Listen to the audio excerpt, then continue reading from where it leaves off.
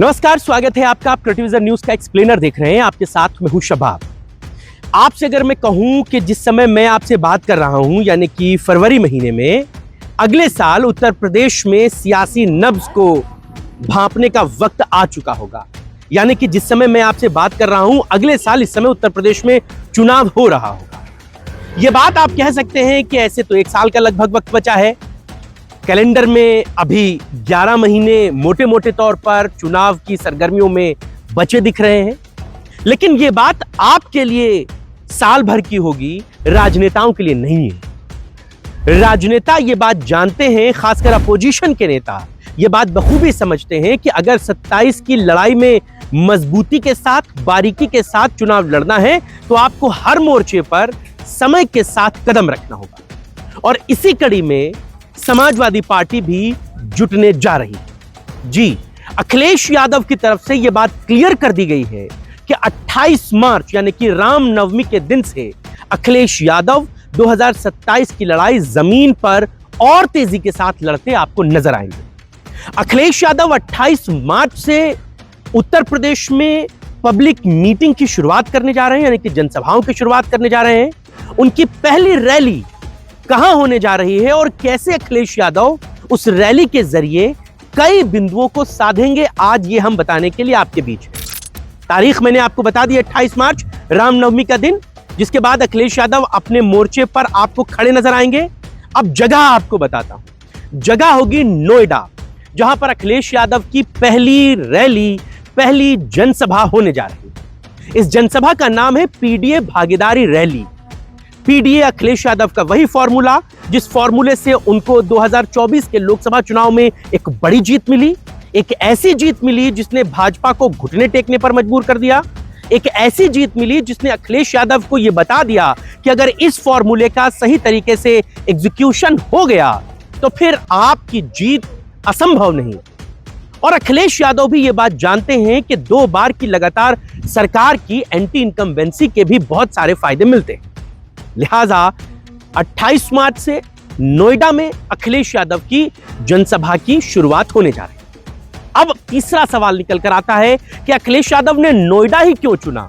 क्यों नहीं वो मिर्जापुर से रैली करते नजर आए? क्यों नहीं वो लखनऊ में जनसभा करते नजर आए? क्यों नहीं उन्होंने बांदा बुंदेलखंड की जनसभा की? क्यों नहीं वो इलाहाबाद या कहीं और इलाके में जनसभाओं को करते दिखे? पश्चिमी यूपी में मेरठ और दूसरे इलाकों में दिखे? नोएडा 2 कारणों से बड़ी फेमस है।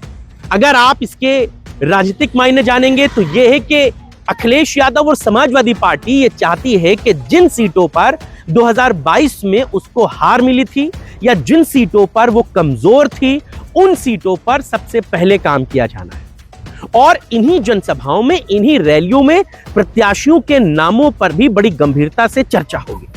और दूसरी बात, एक मिथक रहता है नोएडा जाने और वहां पर जनसभाओं को करने में, क्योंकि कभी ये इलाके अभिशाप भरे समझे जाते थे, मुख्यमंत्री वहां जाते नहीं थे। लिहाजा नोएडा से अखिलेश यादव का जो रथ है वो चलने जा रहा है। एक और इंपॉर्टेंट बात है, अखिलेश यादव रामनवमी का इंतजार क्यों कर रहे हैं? क्यों नहीं उन्होंने थोड़े दिन पहले या थोड़े दिन बाद जनसभाओं को शुरू करने का ऐलान किया? इसके पीछे भी बीजेपी के हिंदुत्व की काट है। असल में रामनवमी के बाद से हिंदू ग्रह नक्षत्रों के हिसाब से शुभ दिनों की शुरुआत होती है। जो अच्छे कार्यक्रम हैं वो रामनवमी के साथ शुरू होते हैं। ऐसे में अखिलेश यादव बीजेपी के उस हिंदुत्व के एजेंडे को भी काट देना चाहते हैं, जिसकी काट उन्होंने 2024 के लोकसभा चुनाव में ढूंढ ली। अयोध्या जैसी सीट पर, जनरल सीट पर एक दलित को चुनाव लड़ाकर बीजेपी के हिंदुत्व के गुब्बारे को अखिलेश यादव ने फुस कर दिया। और जब अयोध्या में बीजेपी हार सकती है तो फिर वो देश में कहीं भी हार सकती है। ये बात अखिलेश यादव जान चुके हैं, समझ चुके हैं। और इसीलिए रामनवमी के साथ, अच्छे दिनों के साथ नोएडा में अखिलेश यादव अपनी जनसभाओं को शुरू करने जा रहे हैं। तो फिर अब ये मत कहिएगा कि अखिलेश जी ट्विटर से बाहर नहीं निकलते हैं, वो लखनऊ में ही डटे रहते हैं और किसी भी तरीके से सड़कों पर पब्लिक डोमेन में दिखाई नहीं देते। अखिलेश यादव उसकी तैयारी कर चुके हैं और स्टेप बाय स्टेप उस पर कदम बढ़ा रहे हैं। एक बात और खास आपको बता दूं, नोएडा के इस कार्यक्रम में आपको 2 चेहरे बहुत इंपॉर्टेंट दिखेंगे। पहले है राजकुमार भाटी, जिन्होंने गुर्जरों के लिए एक बड़े कार्यक्रम को आयोजित किया था। अगर आपको याद हो, गुर्जरों के नेताओं के तौर पर गुर्जरों को समाजवादी पार्टी से जोड़ने को लेकर के राजकुमार भाटी लगातार डटे हुए थे और पूरे पश्चिमी यूपी में कैंपेन कर रहे थे। पहले नोएडा में गुर्जरों का एक सम्मेलन होना था। क्यों गुर्जर समाजवादी पार्टी के लिए जरूरी है, यह भी बात समझिए। असल में जब जयंत चौधरी अखिलेश यादव के साथ 2022 का चुनाव लड़े थे, तब जाट फुल फ्लैश में जयंत चौधरी के साथ। अब 27 के चुनाव में जयंत चौधरी तो समाजवादी पार्टी से अलग है।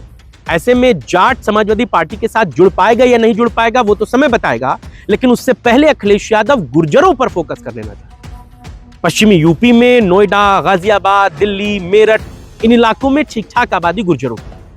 ऐसे में राजकुमार भाटी आपको अखिलेश के मंच से बड़े लेवल पर दहाड़ते और गरजते नजर आएंगे। तो नोएडा में कार्यक्रम की तैयारी है, तारीख आपको बता दी है, समय बिल्कुल रह नहीं गया है। लिहाजा अखिलेश यादव 11 महीने पहले ही अब राजनीतिक जो लड़ाई है उसमें पूरी तरीके से कूद जाना चाहते हैं और इन्हीं जनसभाओं से अखिलेश यादव टिकट वितरण पर भी बड़े फैसले लेंगे।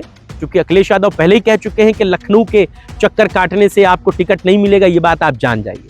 तो प्रत्याशियों के लिए अपने इलाकों में जनसभाओं को सक्सेसफुल कराना, अखिलेश यादव के लिए बड़े मंच तैयार करना, अखिलेश यादव के लिए 27 की फिजा बनाना जरूरी हो चला। आप इस खबर पर क्या सोचते हैं? अखिलेश यादव के इन कार्यक्रमों की शुरुआत पर आपका नजरिया क्या है, हमें बताइएगा। और नोएडा में अखिलेश यादव की रैली, ये जनसभा कितना असर करेगी 27 के चुनावों के लिए, अखिलेश यादव के लिए, आप हमें बताइएगा। फिलहाल इस खबर में इतना ही, इजाजत दीजिए, नमस्कार।